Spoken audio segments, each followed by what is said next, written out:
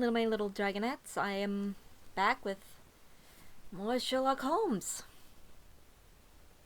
This is the last week in which I'm going to be doing 2 stories a week, at least until December. So, good, good, because I was getting a little tired. No, I'm just kidding. I am getting a little tired. These stories are surprisingly a little longer, but that's just because I like to stop and ramble and make comments and all of that. Let's see, this is the Boscombe Valley Mystery today, and this one is kind of, this one's kind of showing up to be a bit on the longer side than the last one. So I don't know if I'll do this one in one sitting. It will come out in one video, but I might have to merge 2 videos, I don't know. I'll have to figure something else, but we'll see. We shall see. I will do my best. This is again mostly for myself. This is enjoyment for you, but this is a challenge. A challenge again. Well, when I say a challenge, it is not a challenge to read them. At least it's not challenging to read them out loud and record myself for them for you. It is a personal challenge to say that I have read every single Sherlock canon. Yeah, that canon. Okay. The Boscombe Valley Mystery by Sir Arthur Conan Doyle. We were seated at breakfast one morning, my wife and I, when the maid brought in a telegram. It was from Sherlock Holmes, and it ran this way. Have you a couple days to spare? Have just been wired from the west of England in connection with Boscombe Valley tragedy. Shall be glad if you will come with me. Air and scenery perfect. Leave Paddington by the 11:15. What do you say, dear? Said my wife, looking across at me. Will you go? I really don't know what to say. I have a fairly long list at present. Oh, God.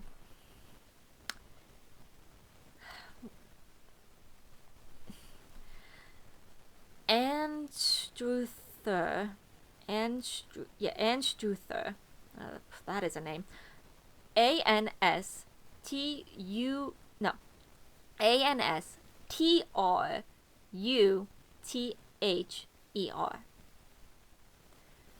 My dear Sir. What the fuck is up with their name? I mean, the last one we had Hosmer Angel, which I thankfully did not end up calling Homer, but I did accidentally say Hoser. And then was Mr. Windybank, which ended up being Mr. Windybag, which was actually kind of fitting. I hopefully do not have to say this Anstruther name again.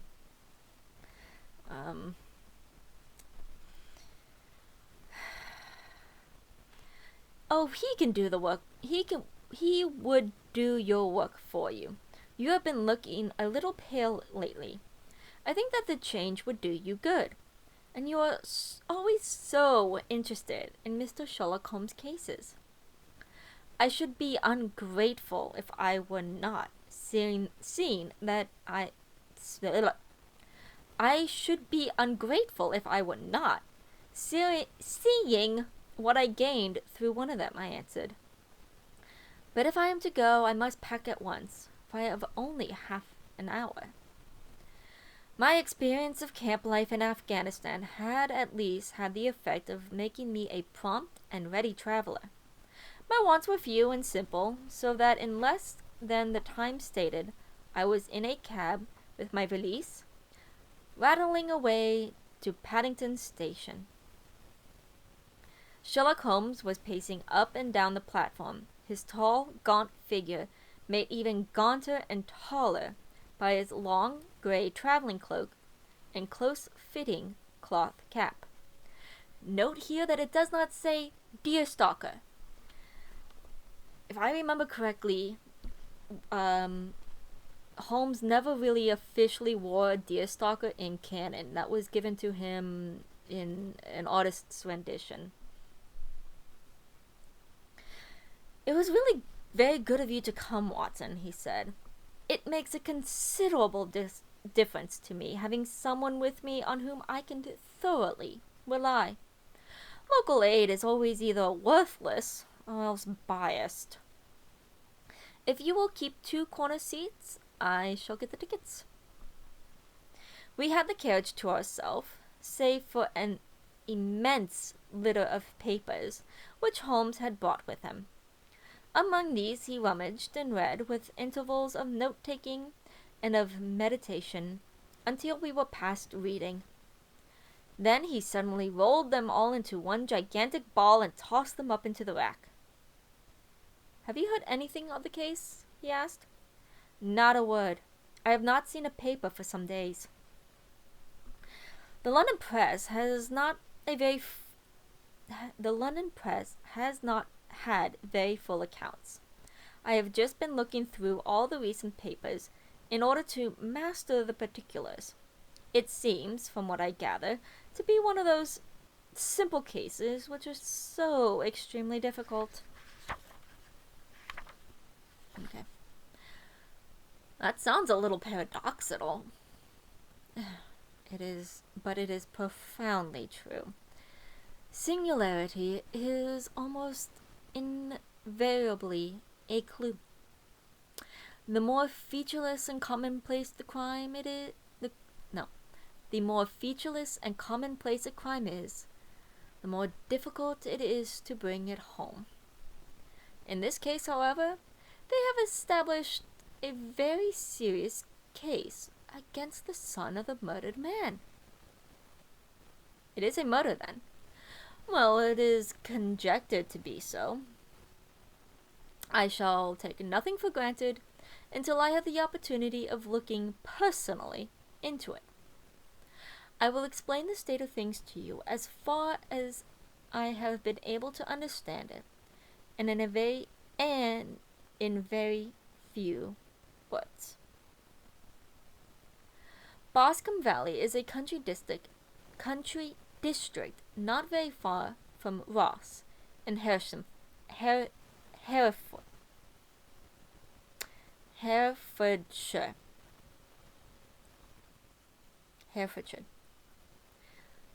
To any English listeners out there, I am sorry. I do my best. My complaint here isn't the fact of how it's pronounced, is the fact that, actually, no, I have to be thankful. The way the printing, Here, H-E-R-E, was cut so that Fordshire goes to the next lane. So that kind of helped me, but at the same time, it's like, it would have been easier if I saw it all in one word. Herefordshire.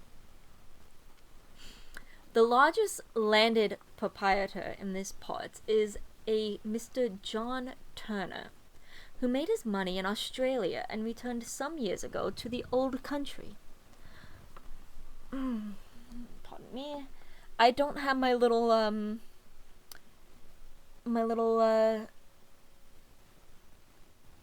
elbow plushie. My cat has taken it again as her bed.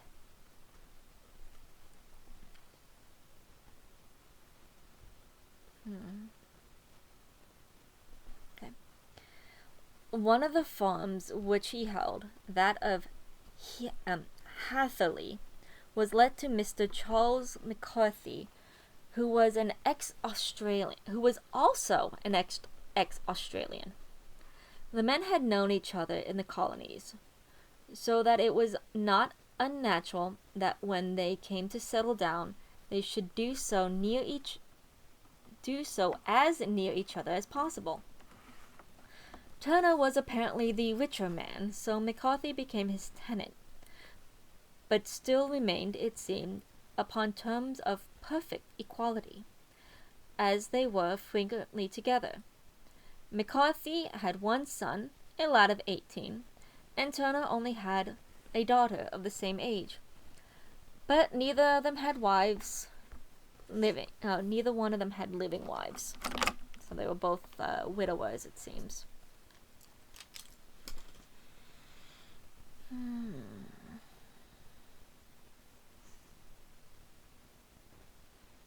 They appear to have avoided the society of the neighboring English families and to have led retired lives, though both the McCarthys were fond of sport and were frequently seen at the horse meetings of the neighborhood. At the race meetings of the neighborhood. McCarthy kept 2 servants, a man and a girl.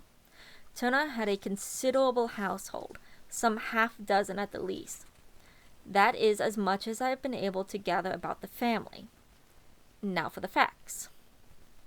On June 3rd, that is, Monday last, McCarthy left his house at Heatherley about 3 in the afternoon and walked down to the Boscombe pool, which is a small lake fed by the spreading out of the stream which runs down the Boscombe valley. He had been out with his serving man in the morning at Ross, and he had told the man that he must hurry, as he had an appointment of importance to keep at 3. From that appointment, he never came back alive.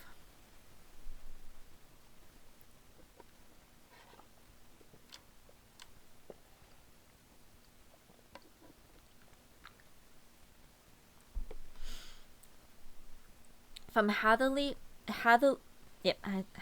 farmhouse to the Boscombe pool is a quarter of a mile, and 2 people saw him as he passed over this ground. One was an old woman whose name is not mentioned, and the other is William Crowder, a gamekeeper in the employ of Mr. Turner.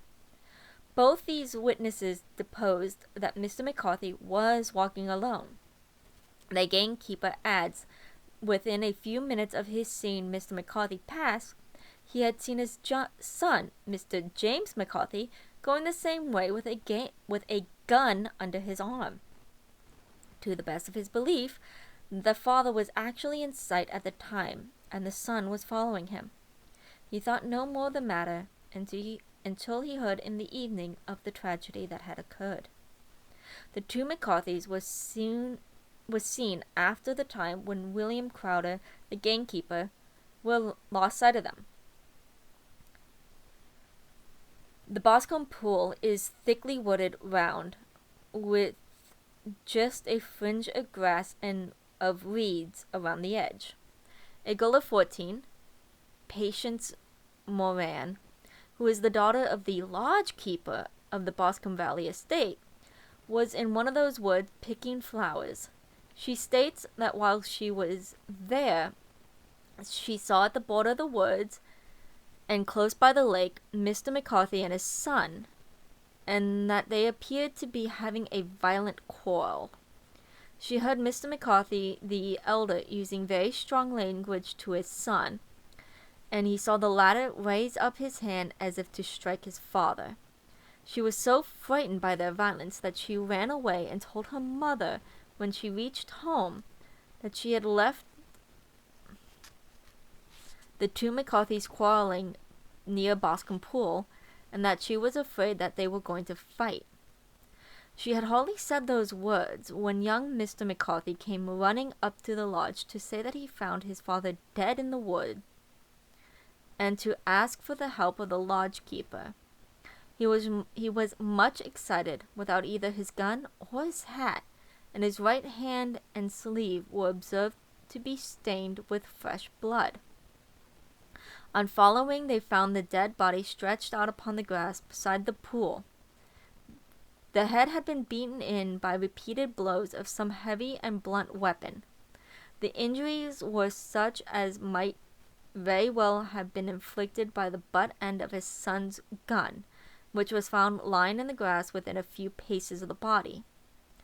Under these circumstances, the young man was instantly arrested, and the verdict of wilful murder having been returned at the inquest on Tuesday, he was on Wednesday brought before the magistrate at Ross, who have referred the case to the next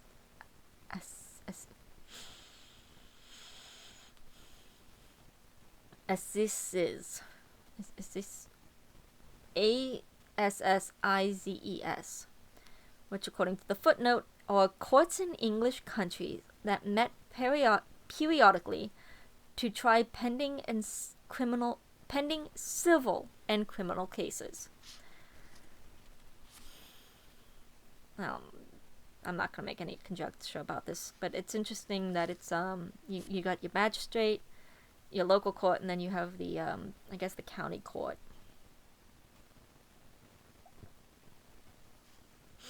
Those are the main facts of the case as they came out before the coroner and the police court. I could hardly imagine a more damning case, I remarked.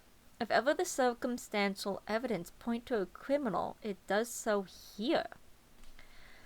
Circumstantial evidence is a very tricky thing, answered Holmes thoughtfully.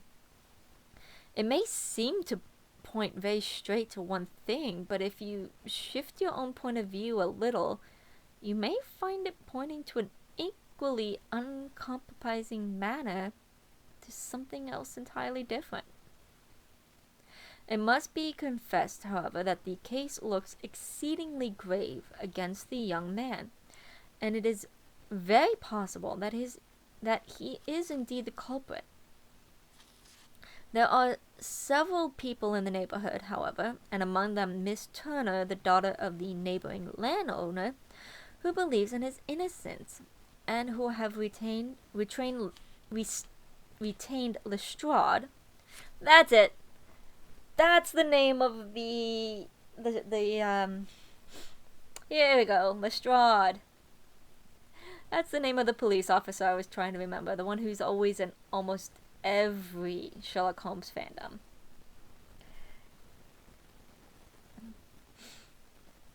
Whom you may recollect in connection with a study in Scarlet, to work out the case in his interest. Lestrade, being rather puzzled, has referred the case to me, and hence it is that two middle-aged gentlemen are flying westward at 50 miles an hour instead of quietly digesting their breakfast at home. I'm afraid, said I, that the facts are so obvious that you will have to find little credit to be gained out of this case. There is nothing more deceptive than an obvious fact, he answered, laughing. Besides, we may chance to hit upon some other obvious facts, which may have been by no means obvious to Mr. Lestrade. You know me too well to think that I am boasting when I say I shall either confirm or destroy his theory, by means which he is quite incapable of employing, or even of understanding. To take this first example to hand, I have clearly perceived that in your bedroom the window is upon the right-hand side, yet I question whether Mr. Lestrade would have noted even so evident a thing as that. How on earth, my dear fellow, I know you too well. I know the military neatness which you characterize yourself. You shave every morning, and in this season you shave by the sunlight. But since your shaving is less and less complete as we get further back on the left side, until it becomes possibly slovenly as we get round the angle of the jaw, it is surely very clear that that side is less illuminated than the other. I could not imagine a man of your habits looking at himself in equal light and being satisfied with the result. I only quote this as a trivial example of observation and inference. Therein lies my métier. Therein lies my specialty, and it is just as possible that it may be of some service in the investigation which lies before us. There are one or two minor points which were brought out in the inquest, and which are worth considering. I'm going to go back to that little pause because, again, I am sorry, I do not speak French.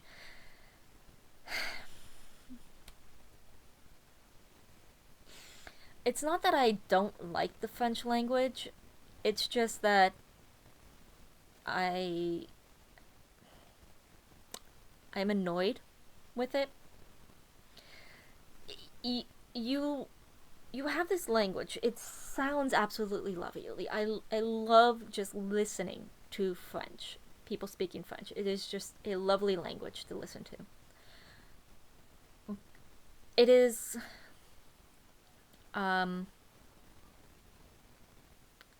it's just the fact that when you look at the way things are written, they are not written to how you think they would be pronounced. I can barely even read out loud some of these words in English, which is my main language. What do you think I would be doing with French? Now, if we had Spanish here, Spanish would be different. I like Spanish because Spanish, with the exception of one letter, you pronounce every single one of those letters that you see on the page. And when I say the exception of one letter, you do not pronounce H. And I can live with that. Because again, the rules are simple. You see it on the page, you pronounce it off the page. English and French are just like, oh, you think that's how I spell like this, but I pronounce like this? Ha!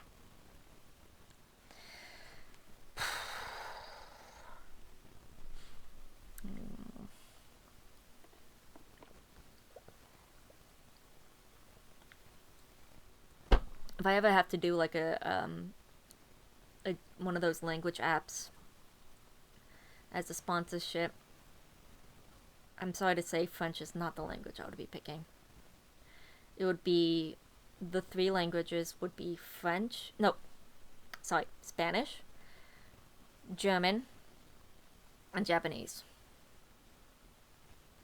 And maybe if they have it, maybe some Irish Gaelic. But definitely Spanish, German, and Japanese.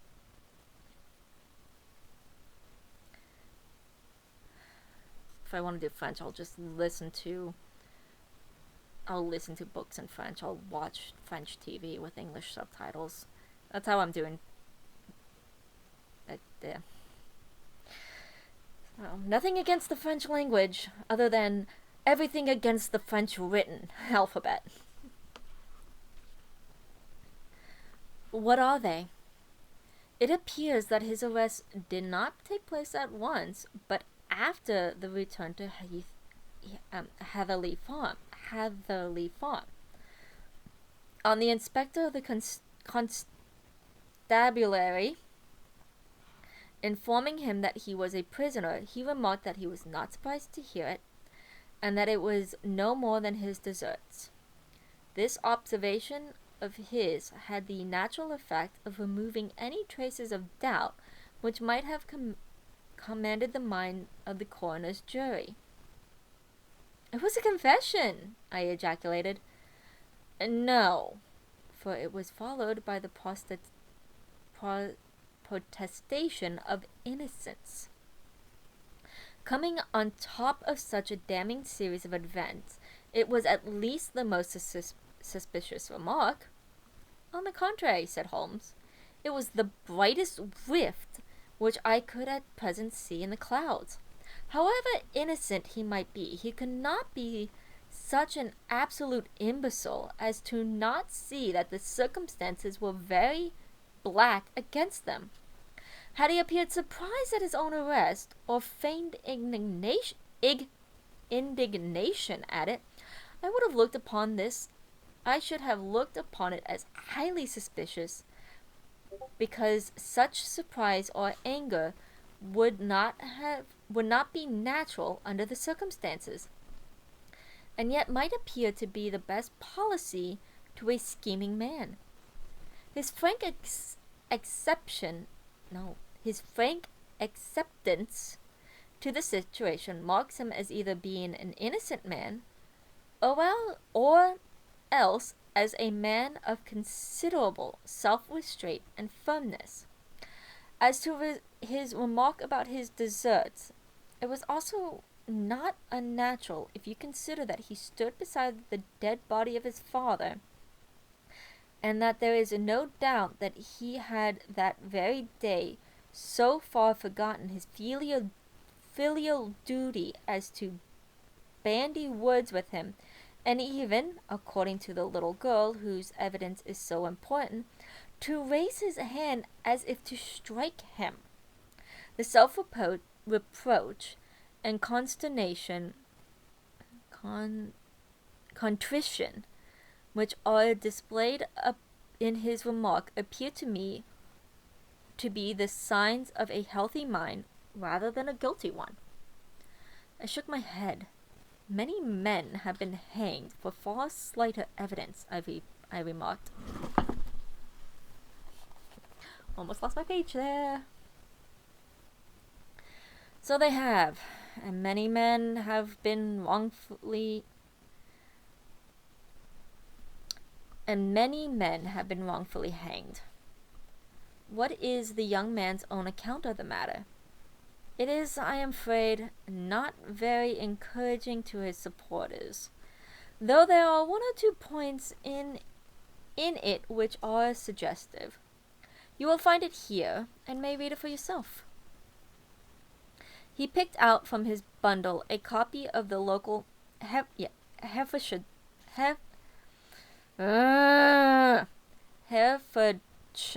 paper, and having turned down the sheet, he pointed out the paragraph in which the unfortunate young man had given his own statement of what had occurred.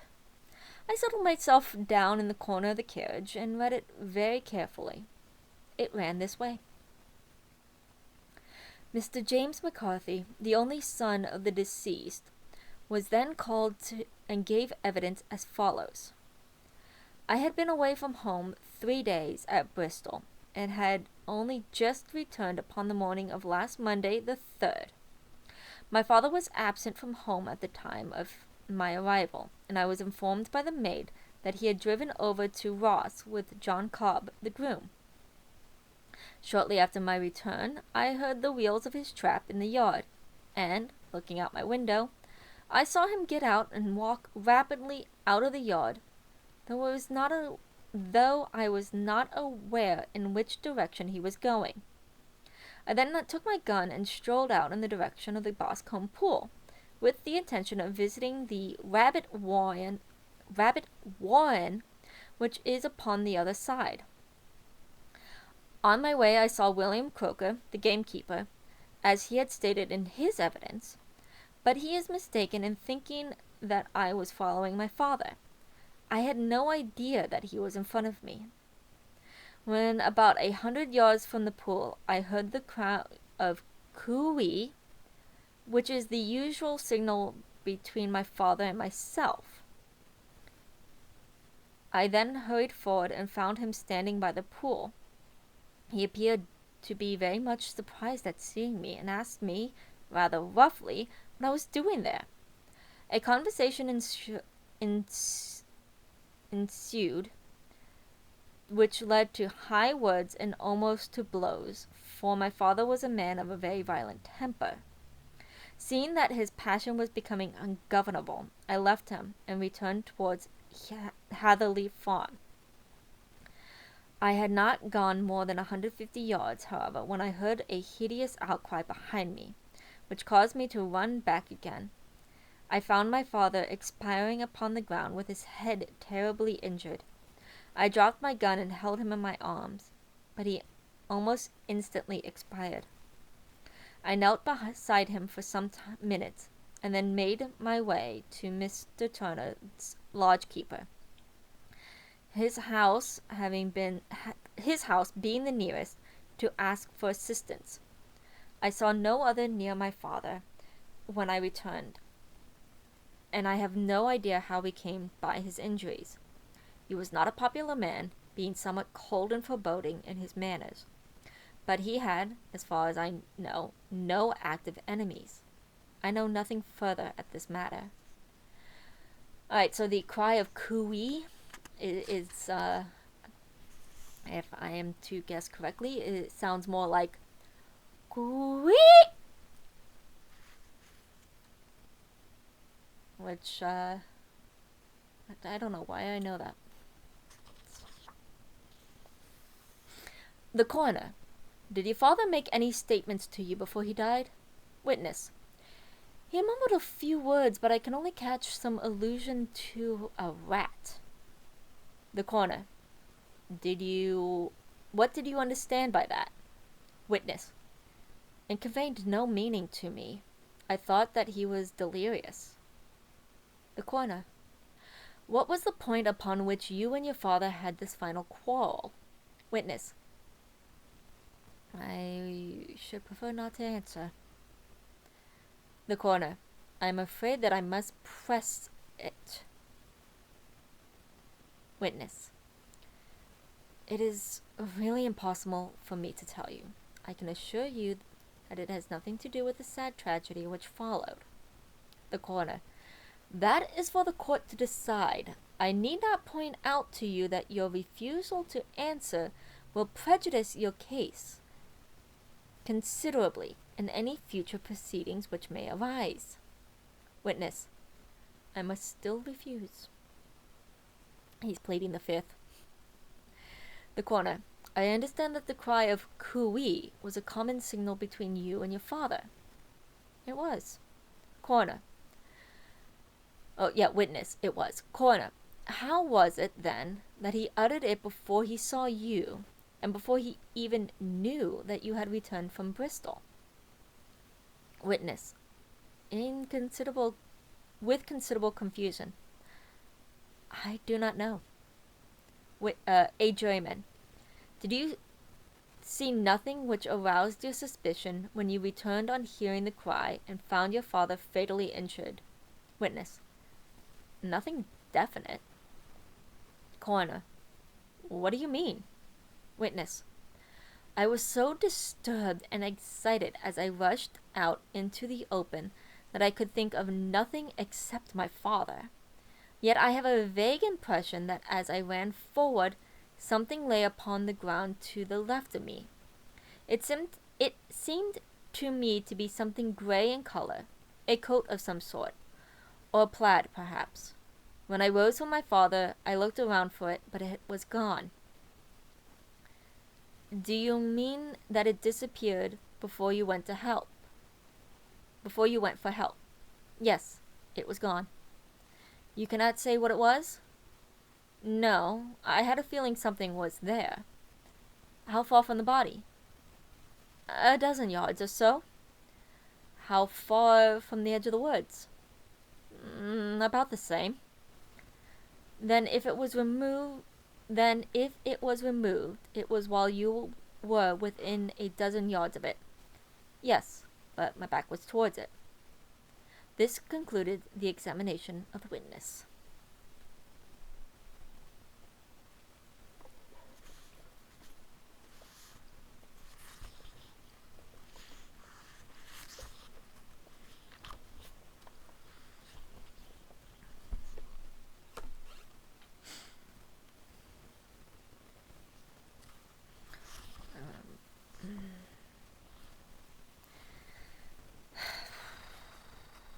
Got a little more than 12 pages left. I'm going to take a little break here right now. I'll come back. I don't know why this one's being a little... Either way, I will come back to finish. Okay. I see, said I, as I glanced down at the column, that the coroner, in his concluding remarks, was rather severe upon young McCarthy. He calls attention, and with reason, to the discrepancy about his father having signaled to him for seeing him. Also to his refusal to give details of his conversation with his father and his singular account of his father's dying words. They are all, as he remarks, very much against the sun. Holmes laughed softly to himself and stretched himself out upon the cushioned seat. "Both you and the coroner have been at some pains," he said, "to single out the very strongest points in the young man's favor. Don't you see that you alternatively give him credit for having too much imagination and too little? Too little if he could not invent a cause of quarrel which would give him the sympathy of the jury. Too much if he evolved from his own inner consciousness anything so outre as a dying reference to a rat. And the incident of the vanishing cloth. No, sir, I shall approach this case from the point of view that what this young man says is true, and we shall see whether that hypothesis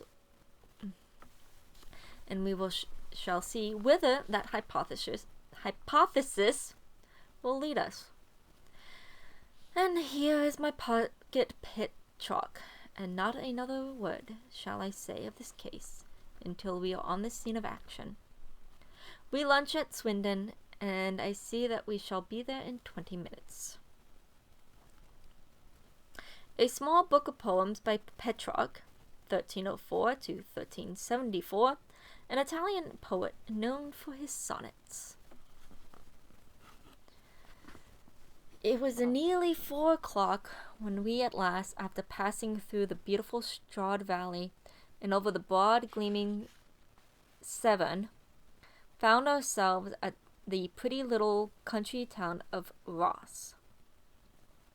A lean, ferret-like man, furtive and sly-looking, was waiting for us upon the platform.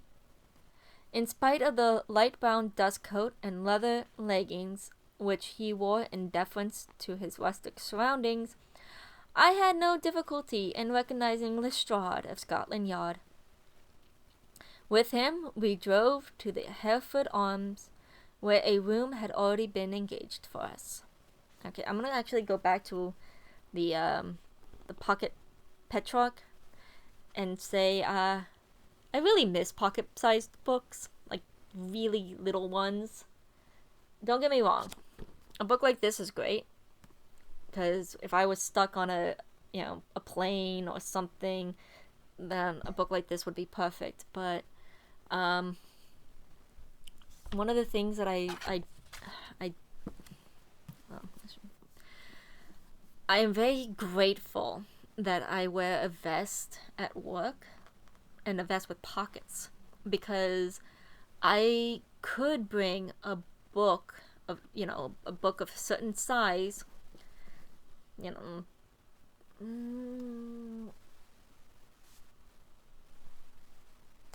Hey, baby girl, are we awake? Okay. I actually could put this in my pocket. It would just be a little on the heavy side. But a book like this, I could fit it in my pocket and bring it with me, because when we have our break, I can, take it to the break room with me and not have to worry about, I left my effects in one break room, but my work has led me that this break room is closer, and I'm not walking to, I'm not walking the entire length of the building to get my book, because by the time I do that, I'll have to walk back, because that will literally be the 15-minute break. But if I had a book that was a little smaller, I have pockets in my front, and I would just that would have been a lot less heavy and not weighing me down as much as one in my side pocket. The other thing is I are female. Pockets and pants do not exist. Well, they are now, but that pocket is usually where I put my phone. Oh, are you making biscuits on me? Are you making biscuits? She's making biscuits. She likes my leg. She's making biscuits on my leg. I have ordered a carriage, said Lestrade as we sat over a cup of tea. I knew your energetic nature, and that you would not be happy until you had been to the scene of the crime. It was very nice and complimentary of you, Holmes answered, and it is entirely a question of barometric pressure.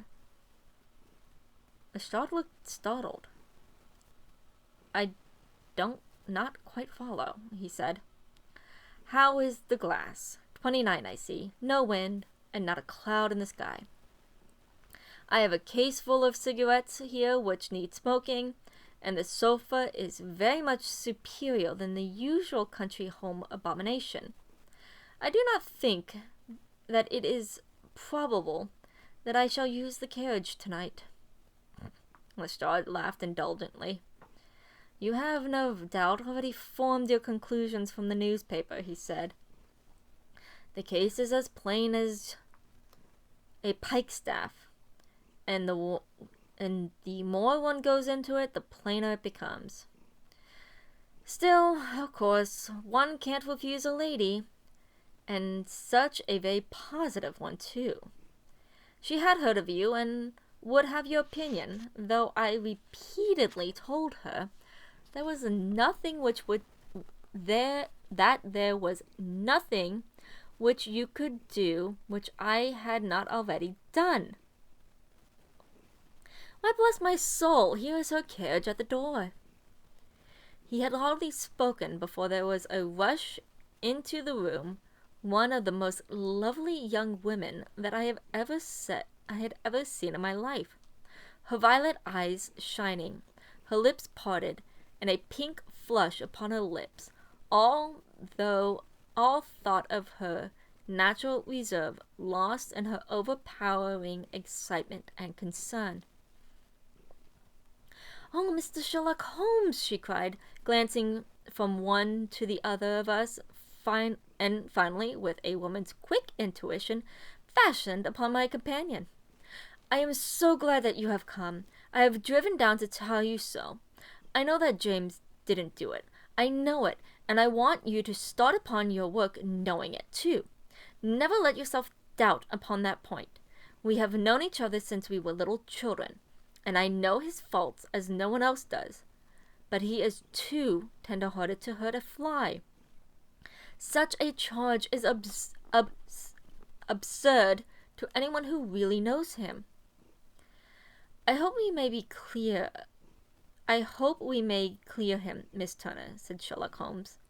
You may rely upon my doing all that I can. But you have read the evidence. Do you have formed some conclusion? Do you not see some loophole, some flaw? Do you not yourself think that he is innocent? I think that it is very probable. There now, she cried, throwing back her head and looking defiantly at Lestrade. You hear? He gives me hope. Lestrade shrugged his shoulders. I am afraid that my colleague has been a little quick in forming his conclusions, he said. But he is right. Oh, I know that he is right. James never did it. And about his quarrel with his father, I am sure that the reason why he would not speak about it to the coroner was because I was concerned in it. In what way? Asked Holmes. It is no time for me to hide anything. James and his father had many disagreements about me. Mr. McCarthy was very anxious that there should be a marriage between us. James and I have always loved each other as brother and sister. But of course he is young and has seen very little of life yet, and well, he naturally did not wish to do anything like that yet. So there were quarrels, and this, I am sure, was one of them. And your father? Asked Holmes. Was he in favor of such a union? No, he was averse to it also. No one but Mr. McCarthy was in favor of it. A quick blush passed over her fresh young face as Holmes shot one of his keen, questioning glances at her.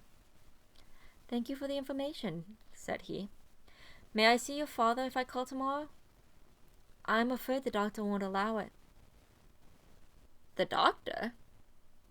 "Yes, have you not heard? Poor father has never been strong for years back, but this has broken him down completely. He has taken to his bed, and Dr. Willows said that he is a wreck and that his nervous system is shattered. Mr. McCarthy was the only man alive who had known Dad in his old days in Victoria." "Ha! In Victoria! That is important." "Yes, at the mines."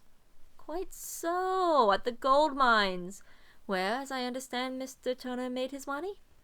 "Yes, certainly." "Thank you, Miss Turner. You have been of material assistance to me. You will tell me if you have any news tomorrow? No doubt you will go to the prison to see James. Oh, if you do, Mr. Holmes, do tell him that I know he is innocent." "I will, Miss Turner." "I must go home now, for Dad is very ill, and he misses me so if I leave him. Goodbye, and God help you in your undertaking." She hurried from the room as impulsively as she had entered, and we heard the wheels of her carriage rattle off down the street. "I am ashamed of you, Holmes," said Lestrade with dignity after a moment's silence. "Why should you raise up hopes when you are bound to disappoint? I am not over tender of heart, but I call it cruel." "I think that I see my way to clearing James McCall."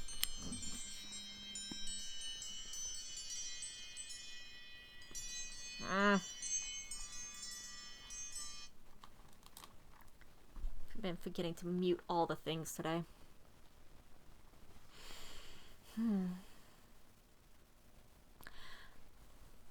"I think that I see my way to clearing James McCarthy," said Holmes. "Have you an order to see him in prison?" "Yes, but only for you and me." "Then I shall reconsider my resolution about going out. We have still time to take a train to Hereford and see him tonight?" "Ample." "Then let us do so. Watson, I fear that you will find this very slow, but I shall only be away a couple of hours."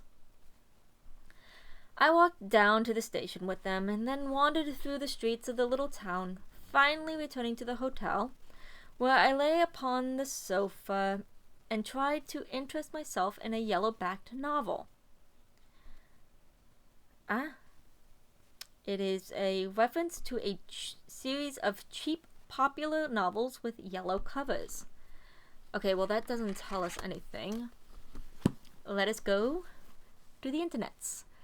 I don't have it so that you can see what I'm searching. I don't know how to do that.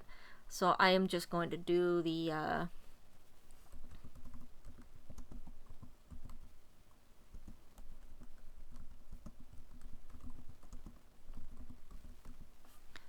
alright.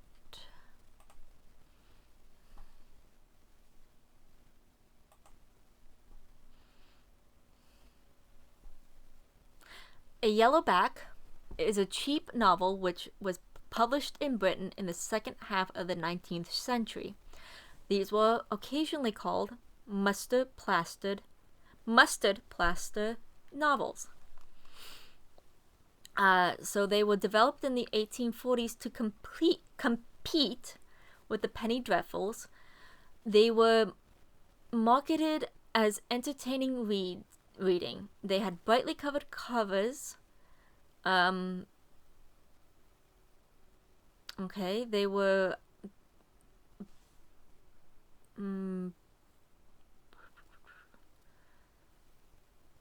they grew because of the rail travel and spread of education.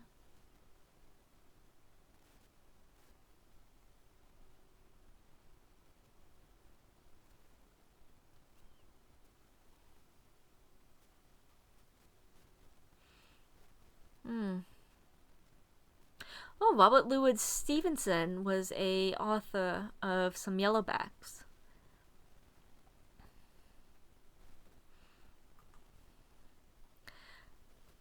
So we have the I read this off of Wikipedia. Two of the book covers that they use as references is called The Jealous Wife and Cora, or The Romance of 3 Years. So they were more like, they were romance novels. Or, like, again, Penny Dreadfuls for a more of a light read. Interesting. Very interesting.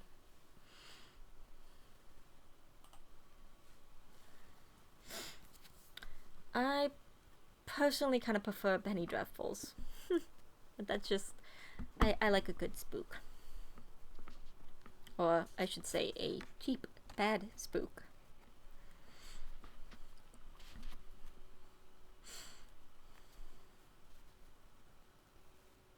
The punny plot of the story was so thin, however, when compared to the deep mystery through which we were groping, and I found my attention wander so continually from the fiction to the fact that I at last flung it across the room and gave myself entirely to the consideration of the events of the day.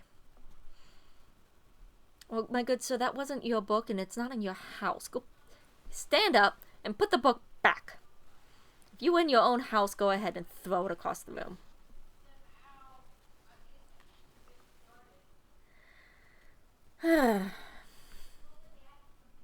Supposing that this unhappy young man's story were absolutely true, then what the hellish thing, what absolutely unforeseen and...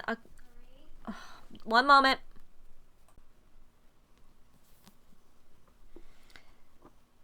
Sorry. The other cat, the little lordling, wanted in for food. It is dinner time for them. Okay.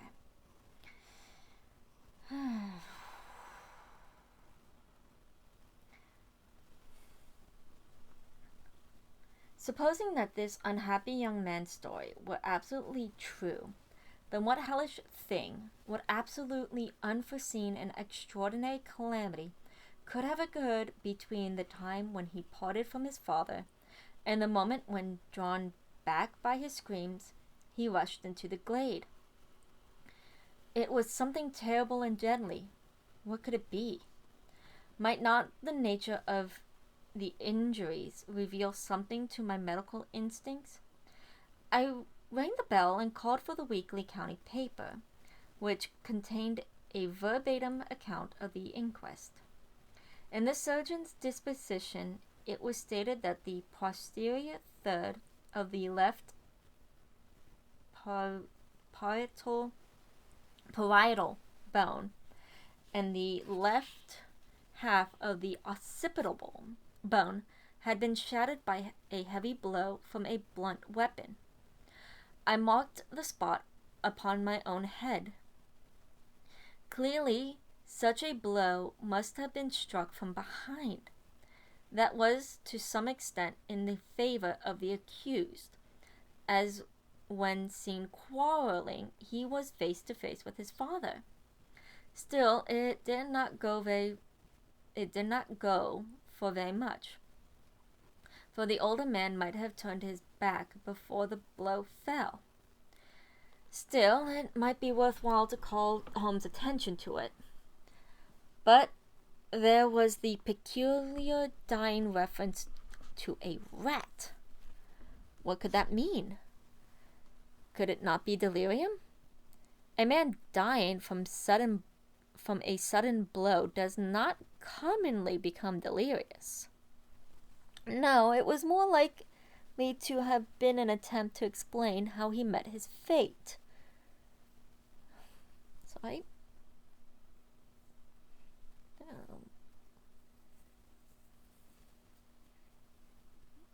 Okay, now this is a little more comfortable. Sorry about that.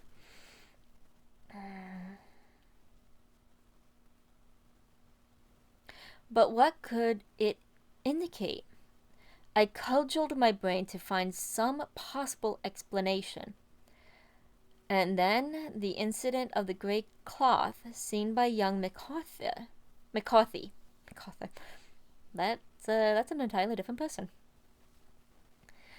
If that were true, the murderer must have dropped some part of his dress, presumably his overcoat, in its flight, and must have had the hardihood to return and to carry it away at the instant when the son was kneeling with his back turned not a dozen paces off.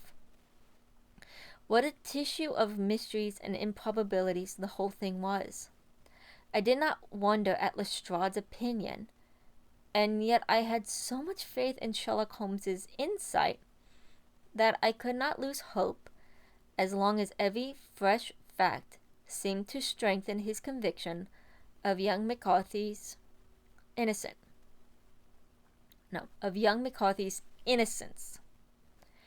It was late before Sherlock Holmes returned. He came back alone, for Lestrade was staying in lodgings in the town. "The grass still keeps very high," he remarked as he sat down. It is of importance that it should not rain before we are able to go over the ground.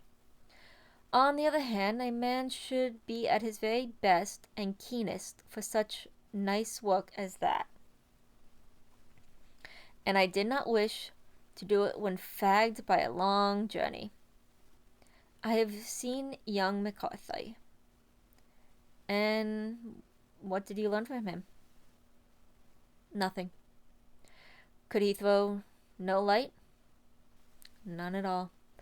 I was inclined to think at one time that he knew who had done it, and was screening him or her. But I am convinced now that he is as puzzled as everyone else. He is not a very quick-witted youth, though comely to look at, and I should think sound at heart. "I cannot admire his taste," I remarked, if it is indeed a fact that he was averse to a marriage with so charming a young lady as this Miss Turner. "Ah, thereby hangs a rather painful tale." He is quoting Shakespeare as you like it. But the line is, "and thereby hangs a tale." Sherlock adds, a rather painful tale. This fellow is madly, insanely in love with her, but some 2 years ago, when he was only a lad, and before he really knew her, for she had been away 5 years at a boarding school, what does the idiot do but get into the clutches of a barmaid in Bristol, and marries her at a registry office? No one knows a word of the matter, but I can imagine how maddening it must be to him to be upbraided for not doing what he would give his very eyes to do so, but what he knows to be absolutely impossible. It was sheer frenzy of this sort which made him throw his hands up into the air when his father, at their last interview, was goading him on to propose to Miss Turner. On the other hand, he had no means of supporting himself and his father, who was, by all accounts, a very hard man. Would have thrown him over utterly had he known the truth. It was with his barmaid wife that he had spent the last 3 days in Bristol, and his father did not know where he was. Mark that point. It is of importance. Good has come out of evil, however, for the barmaid, finding out the papers that he is in serious trouble and is likely to be hanged, has thrown him over utterly, and has written to him to say that she has a husband already in the Bermuda dockyard, so there is really no tie between them. Holy shit. How long were these two married? This barmaid needs to be raked over the coals. She's the one being the adulteress. Poor boy. At least he tried to do right by her.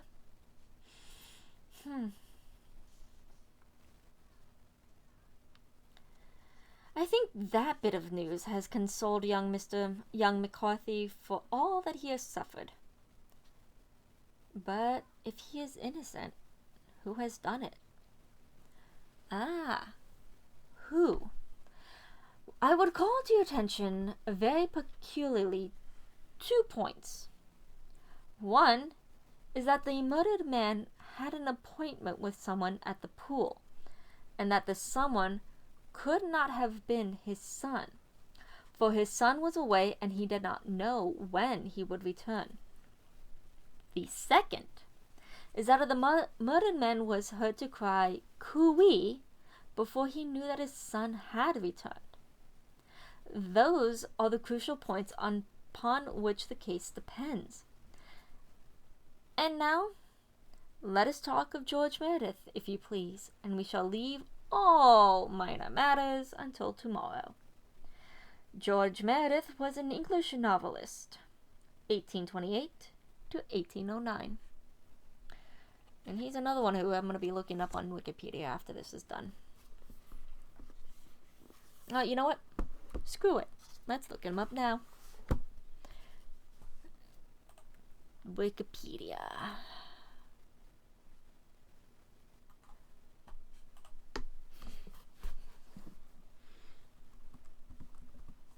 Nope. Nope. There we go.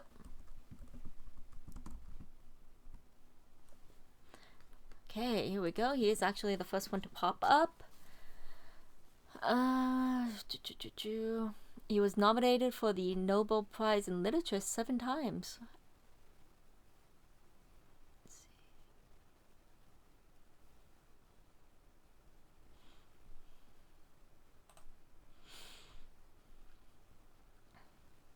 Okay, so I am not quite familiar with any of his works, but he's got The Shaving of Shagpat, The Ordeal of Richard Feverel, Even Harrington, The Adventures of Harry Richard, The House on the Beach, Diana of the Crossways. That one actually sounds interesting. The Kelton Saxon. Oh, ooh.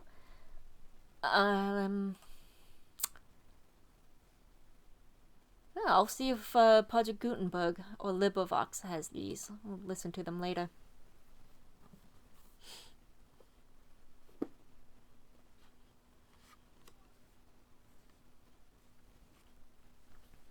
Let's do a little.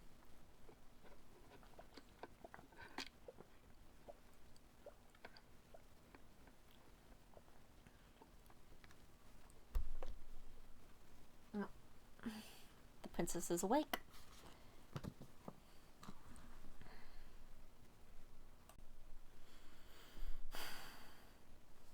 Two cats, one dog. It is a 3-ring circus in this household.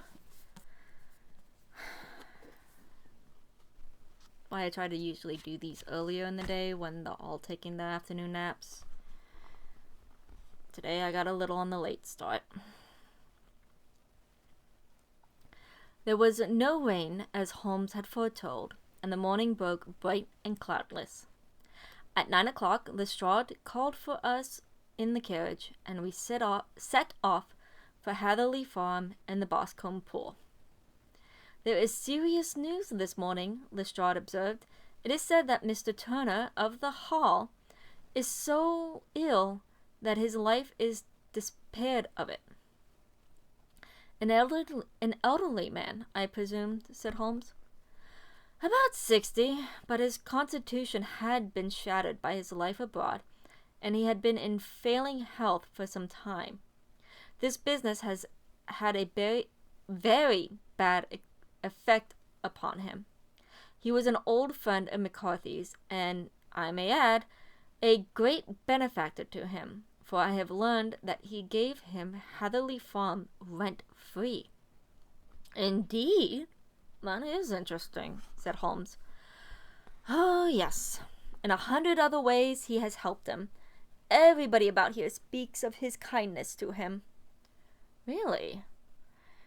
Does it not strike you that it is a little singular that this McCarthy, who appears to have had little of his own, and to have been under such obligations to Turner, should still talk of marrying his son to Turner's daughter, who is, presumably, heiress to the estate, and that in such a very cocksure manner, as if it was merely a case of a proposal, and all else would follow? It is the more strange, since we know that Turner himself was averse to the idea. The daughter told us as much. Do you not deduce something from that?" "I have got to the deduction and the inferences," said Lestrade, winking at me. "I find it hard enough to tackle facts, Holmes, without flying away with theories and fantasies." "You're right," said Holmes demurely. "You do find it very hard to tackle facts."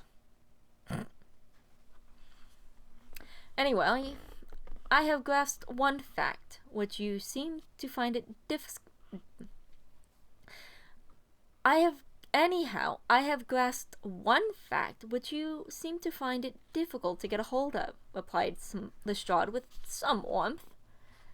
"And that is that McCarthy Sr. met his death from McCarthy Jr., and that all theories to the contrary are the merest moonshine." "Well, moonshine is brighter than fog," said Holmes, laughing. "But I am very much mistaken if this is not Hatherley Farm upon the left." "Yes, it is."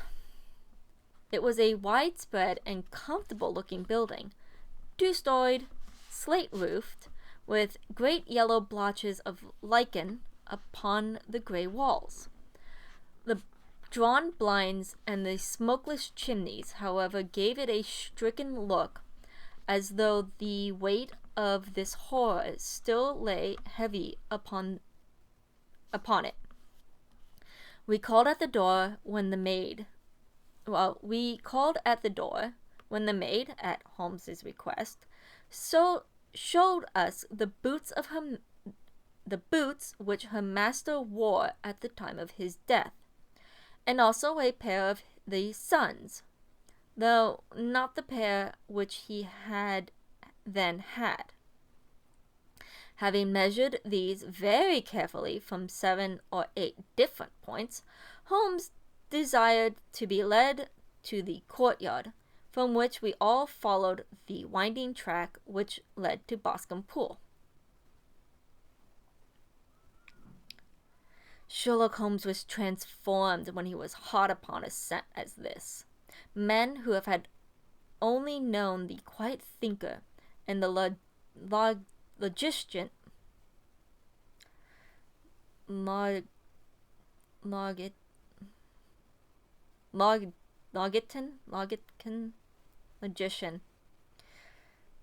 it's gonna have to be, of Baker Street would have failed to recognize him.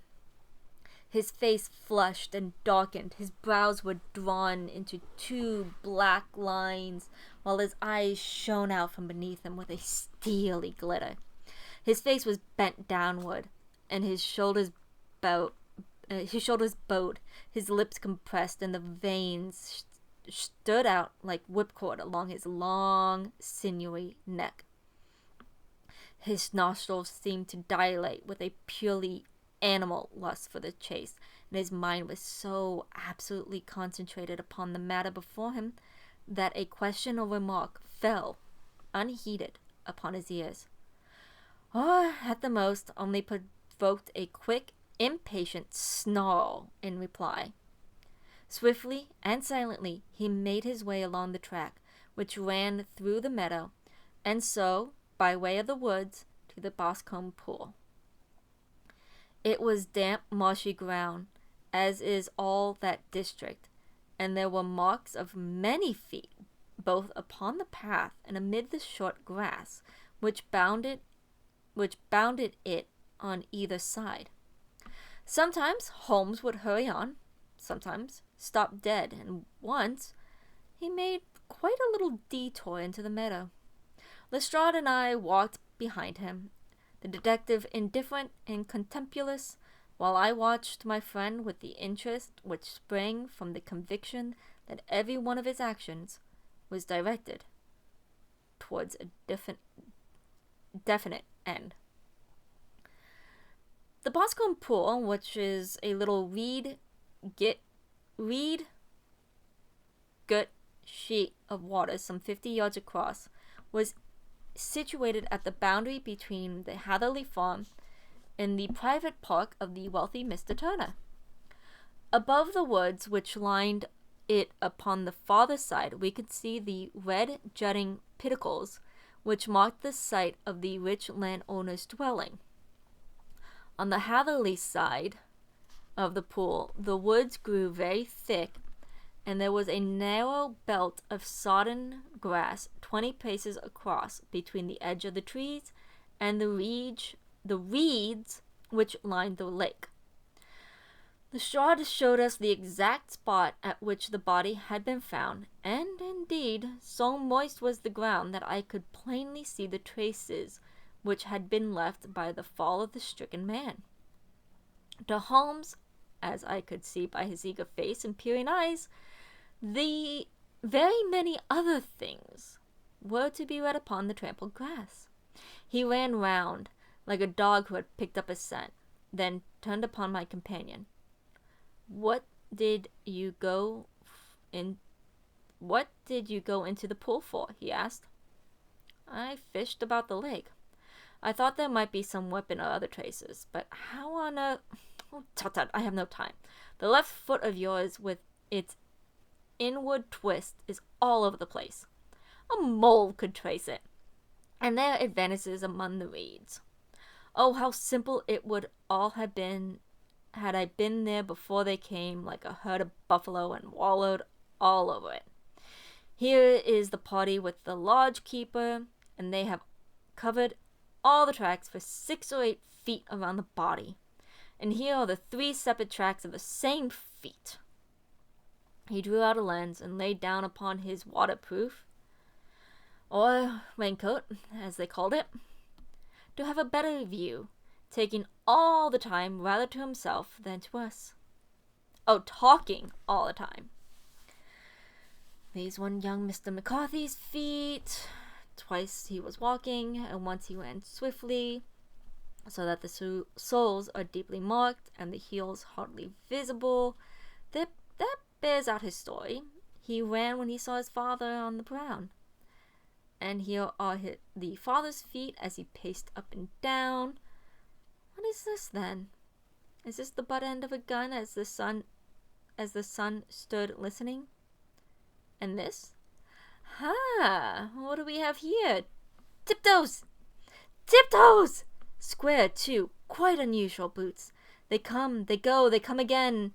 Of course, that was for the cloak. Now, where did they come from?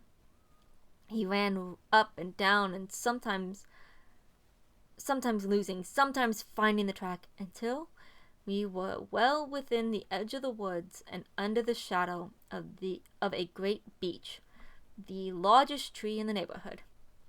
Holmes traced his way to the farther end of this and lay down once more upon his face with a little cry of satisfaction. For a long time he remained there, turning over the leaves and the dried sticks, gathering up what seemed to me to be dust into an envelope, and examining it with his lens, not only the ground, but even the bark of the tree as far as he could reach. A jagged stone was lying among the moss, and this also he carefully examined and retained. Then he followed a pathway through the woods until he came to the high road, where all traces were lost. "It has been a case of considerable interest," he remarked, returning to his natural manner. "And I fancy that this grey house on the right must be the lodge. I think that I will go in and have a word with Moran, and perhaps write a little note. Having done that, we may drive back to our luncheon. You may walk to the cab. I shall be with you presently. It was about 10 minutes before we regained our cab and drove back into Ross, Holmes still carrying with him the stone which he had picked up in the woods. "This may interest you, Lestrade," he remarked, holding it out. "The murder was done with it." "I see no marks." "There are none." "Then how do you know?" "The grass growing under it. It had only lain there a few days. There were no signs of a place whence it had been taken. It corresponds with the injury. There is no sign of any other weapon." "And the murderer?" "A tall man, left-handed, limps with the right leg, wears thick-soled shooting boots and a grey cloak. Smokes Indian cigars, uses a cigar holder, and carries a blunt penknife in his pocket. There are several other indications, but these may be enough to aid us in our search." Lestrade laughed. "I'm afraid that I am still a skeptic," he said. "The theories are all very well, but we have to deal with a hard-headed British jury. Nos verons. Again with the French. I am very sorry. We shall see," answered Holmes calmly. "You work your own methods, and I shall work mine. I shall be busy this afternoon, and shall probably return to London by the evening train." "And leave your case unfinished?" "No, finished." It just keeps moving. Good thing about the horns. They hide the hair. They hold hair better than clips. "But the mystery?" "It is solved." "Who was the criminal, then?" "The gentleman I described." "But who is he?" "Surely it would not be difficult to find out. This is not such a populous neighborhood." Lestrade shrugged his shoulders. "I am a practical man," he cried, "and I really cannot undertake to go about the country looking for a left-handed gentleman with a game leg. I should become a laughing-stock of Scotland Yard." "All right," said Holmes quietly. "I have given you the chance. Here are your lodgings. Goodbye. I shall drop you a line before I leave." Having left Lestrade at his rooms, we drove to our hotel, where we found lunch upon the table. Holmes was silent and buried in thought, with a pained expression upon his face, as one who finds himself in a perplexing position. "Look here, Watson," he said when the cloth was cleared. "Just sit down in this chair and let me preach to you for a little. I don't know quite what to do, and I shall value your advice. Light a cigar and let me expound."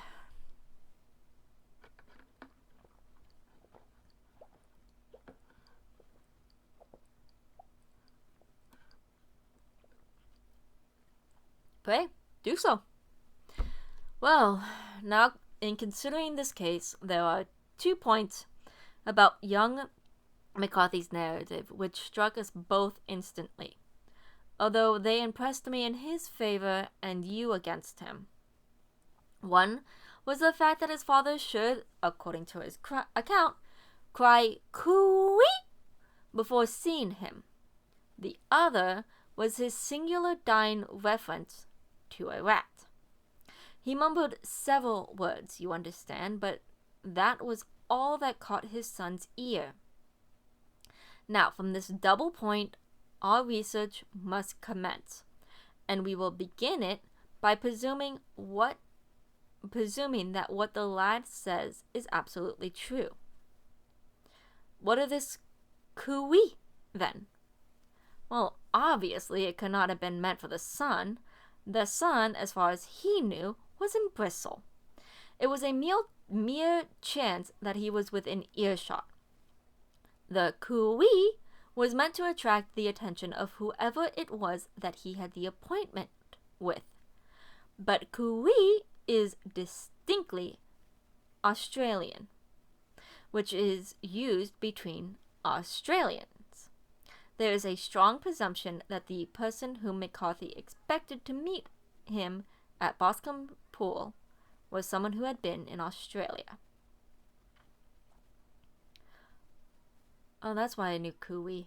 I do listen to a few Australians on both podcasts and YouTube. But what of the rat then? Sherlock Holmes took a folded paper from his pocket and flattened it on the table. This is a map of the colony of Victoria, he said. I wired to Bristol for it last night. He put his hand over part of the map. What do you read? A rat, I replied. And now, he raised a hand. Ballarat. Oh, Ballarat. Quite so. That was the word the man uttered, and of which his son only caught the last two syllables. He was trying to utter the name of his murderer. So-and-so of Ballarat. It is wonderful, I explained. It is obvious. And now you see I had narrowed the field down considerably. The possession of a grey garment was a point which, granting the son's statement to be correct, was a certainty. We have come now out of mere vagueness into a definite conception of an Australian from Ballarat with a cloak. Certainly.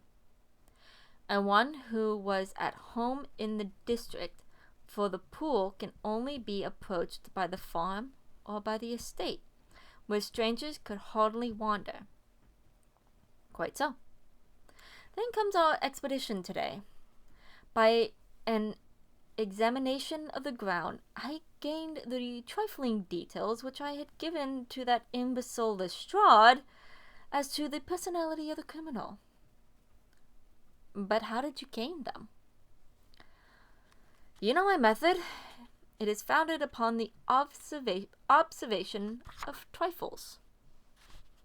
His height, I know, that you might roughly judge from the length of his stride.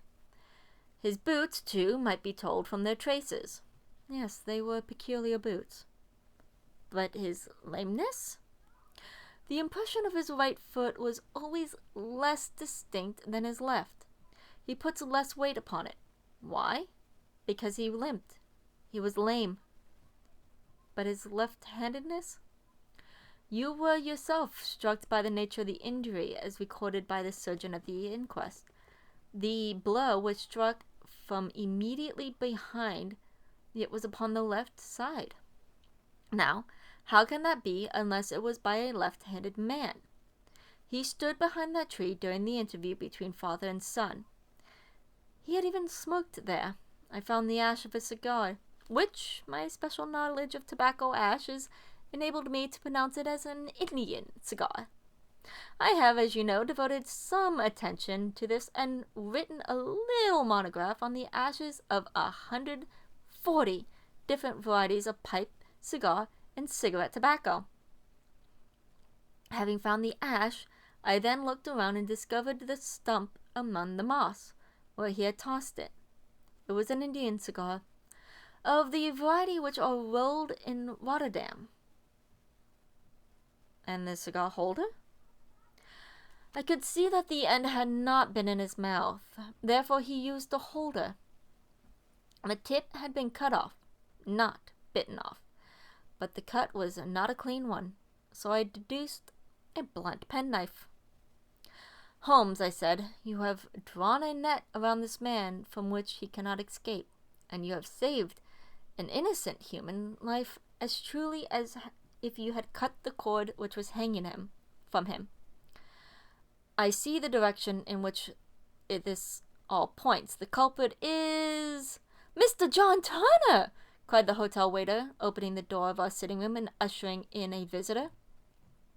The man who entered was a strange and impressive figure. His slow, limping step and bowed shoulders gave the appearance of discrepitude and yet his hard, deep-lined, craggy features and his enormous limbs showed that he was possessed of unusual strength of body and of character. His tangled beard, grizzled hair, and outstanding drooping eyebrows combined to give an air of dignity and power to his appearance. But his face was of an ashen white, while his lips and the corners of his nostrils were tinged with the shade of blue. It was clear to me at a glance that he was in the grip of some deadly and chronic disease. "Pray sit down on the sofa," said Holmes gently. "You had my note?" "Yes, the lodge keeper brought it up. You said that you wished to see me to avoid scandal." "I thought people would talk if I went to the hall." "And why did you wish to see me?" He looked across at my companion with despair in his weary eyes, as though his question was already answered. "Yes," said Holmes, answering the look rather than the words. "It is so. I know all about McCarthy." The old man sank his face in his hands. "God help me," he cried. "But I would not have let the young man come to harm. I give you my word that I would have spoken out if it was against him at the assizes or the court." "I'm glad to hear you say so," said Holmes gravely. I would have spoken now had it not been for my dear girl. It would break her heart. It would break her heart when she hears that I am arrested." "It may not come to that," said Holmes. "What?" "I am no official agent. I understand that it was your daughter who required my presence here, and I'm acting in her interests. Young McCarthy must be got, however." "I am a dying man," said old Turner. I have had diabetes for years. My doctor says it is a question whether I shall live a month, yet I rather die under my own roof than in a jail." Holmes rose and sat down at the table with his pen in his hand and a bundle of paper before him. "Just tell us the truth," he said. "I shall jot down the facts. You will sign it, and Watson here can witness it. Then I could produce your confession at the last extremity to save young McCarthy. I promise you that I shall not use it unless it is absolutely needed." "It is well," said the old man. It's a question whether I shall live to the courts, so it matters little to me. But I should wish to spare Alice the shock. Now I will make the thing clear to you. It has been a long time in acting, but it will not take me long to tell. You didn't know this dead man, McCarthy. He was a devil incarnate, I tell you that. God keep you out of the clutches of such a man as he. His grip has been upon me these 20 years, and he has blasted my life. I will tell you first how I came to be in his power." We're going to have a flashback, so.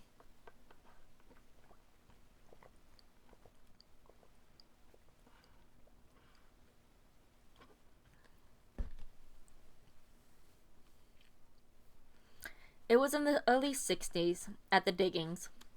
I was a young chap then, hot-blooded and reckless, ready to turn my hand at anything. I got among bad companions, took to drink, had no luck with my claim, and took to the bush, and in a word, became what you could call over here a highway robber. There were 6 of us, and we had a wild, free life of it, sticking up stations from time to time, or stopping the wagons on the road to the diggings. Black Jack Ballarat was the name I went under, and our party is still remembered in the colony as the Ballarat Gang. One day a gold convoy came down from Ballarat to Melbourne, and we lay in wait for it and attacked it. There were 6 troopers and 6 of us, so it was a close thing. But we emptied 4 of their saddles with the first volley. 3 of our boys were killed, however, before we got the swag. I put my pistol to the head of the wagon driver, who was this very man McCarthy. I wished to the Lord that I had shot him then, but I spared him, though I saw his wicked little eyes fixed upon my face, as though to remember every feature. We got away with the gold, became wealthy men, and made our way over to England without being suspected. There I parted from my old pals and determined to settle down to a quiet and respectable life. I bought this estate, which chanced to be in the market, and set myself to do a little good with my money, to make up for the way in which I had earned it.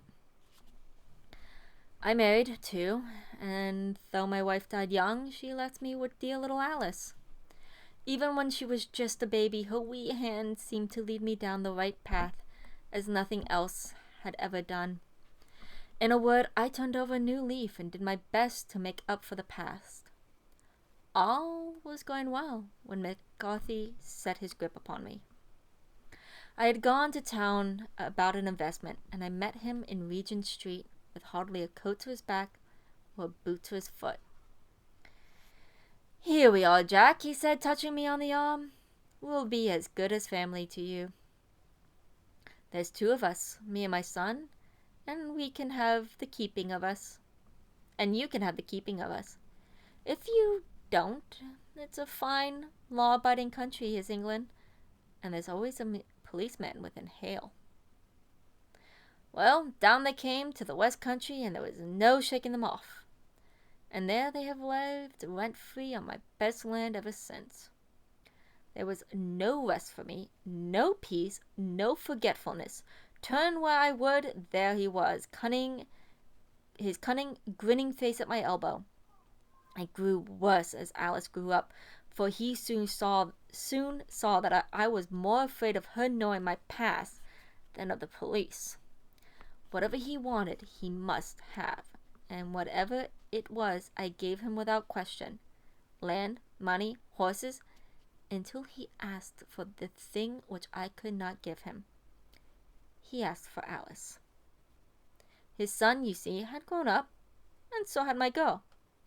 And as I was known to be in weak health, it seemed a fine stroke to him that his lad should step into the whole property. But there I was firm. I would not have his cursed stock mixed with mine. Not that I had any dislike to the lad, but his blood was in him, and that was enough. I stood firm. McCarthy threatened. I braved him to do his worst. We were to meet at the pool midway between our houses to talk it over. When we went down there, I found him talking with his son, so I smoked a cigar and waited behind a tree until he should be alone. But as I listened to his talk, all that was black and bitter in me seemed to come upmost. He was urging his son to marry my daughter with as little regard for what she might think as if she were a slut from off the streets. It drove me mad to think that I, and all that I held most dear, should be in the power of a man such as this. Could I not snap at the bond? I was already a dying and desperate man. Though clear of mind and fairly strong of limb, I knew my own fate was sealed. But my memory and my girl, both could be saved if I could but silence that foul tongue. I did it, Mr. Holmes. I would do it again. Deeply as I have sinned, I have led a life of martyrdom to atone for it. But that my girl should be entangled in the same meshes which held me was more than I could suffer. I struck him down with no more compunction than if he had been some foul and venomous beast. His cry brought back his son, but I had gained the cover of the wood, though I was forced to go back to fetch the cloak which I had dropped in my flight. That is the true story, gentlemen. of all that had occurred. "Well, it not for me to judge you," said Holmes as the old man signed the statement which had been drawn out. "I pray that we may never be exposed to such a temptation." "I pray not, sir. And what do you intend to do?" In view of your health, nothing. You are yourself aware that you will soon have to answer for your deed at a higher court than the assizes, the local court. I will keep your confession, and if Miss McCarthy is condemned, I shall be forced to use it. If not, it shall never be seen by mortal eyes, and your secret, whether you be alive or dead, shall be safe. Shall be safe with us. "Farewell, then," said the old man solemnly. "Your own deathbeds, when they come, will be the easier for the thought of the peace which you have given to mine." Tottering and shaking in his giant frame, he stumbled slowly from the room. "God help us," said Holmes after a long silence.